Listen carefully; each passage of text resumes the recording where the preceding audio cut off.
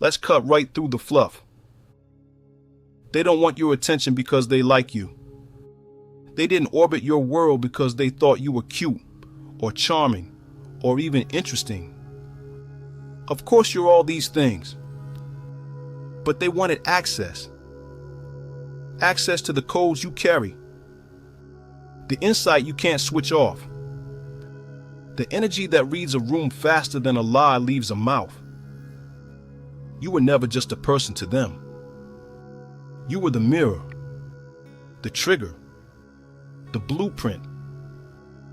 And what does this world do when it can't match your frequency?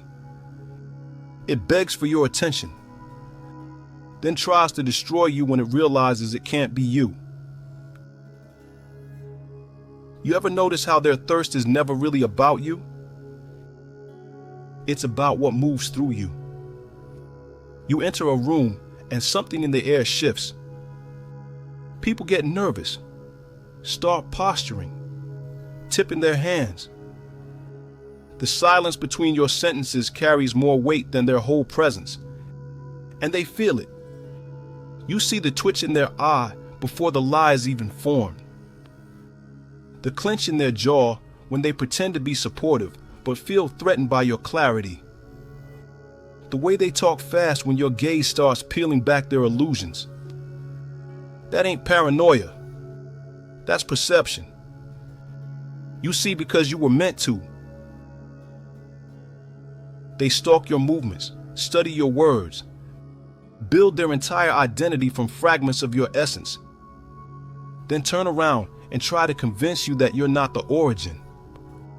Why? Because Seers collapse illusions just by standing still. Because your very existence is a disruption to artificial power. They beg for your attention because they can't replicate your light without it. They thought being around you would make them chosen by proximity. But you can't mimic sacred code with mimicry.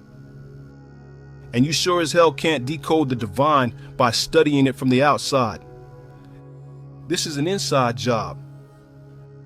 And you've got source access. They saw it way before you ever did. And let's be real. Half the drama in your life wasn't random. It was initiation. That ex who tried to fix you? A handler in disguise. That friend who kept you humble with jokes and shade. Assignment. The co-worker that smiled in your face and reported your every move like you were a threat. Because you were. You made the mask crack. You walked in and systems glitch. Your silence started earthquakes in places people thought were stable. They want what you have, but they don't want to go through what you went through to get it. The nights you almost forgot your name. The spiritual surgeries that ripped your ego apart piece by piece. The heartbreaks that weren't just endings. They were activations. You don't wear your power like decoration. You wear it like armor. And every scar, a sigil. The animals, the insects, even nature recognizes you. You ever wonder why the birds acknowledge your presence when you step out? Or the wind shifts when you're in thought? The earth responds to Seers because you're part of its nervous system, a node of awareness in a sleepwalking world. They begged for your attention because they thought that would give them dominion. But what they didn't realize is your attention costs. It costs integrity, alignment, truth, and most can't afford it. You are not here to be understood by the masses. You're here to recalibrate reality. You're not meant to dim just because your presence sets off alarms.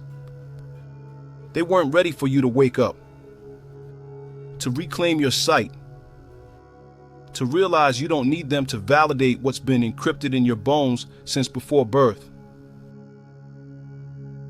So let them beg. Let them thirst. Let them orbit from a distance, but protect your gates, because your focus is sacred. And your gaze, it activates. They beg for your attention, but your vision can't be bought. And your essence, it can't be copied. It wasn't made to be. You are the anomaly they couldn't contain. So stay sharp, stay sealed, stay dangerous.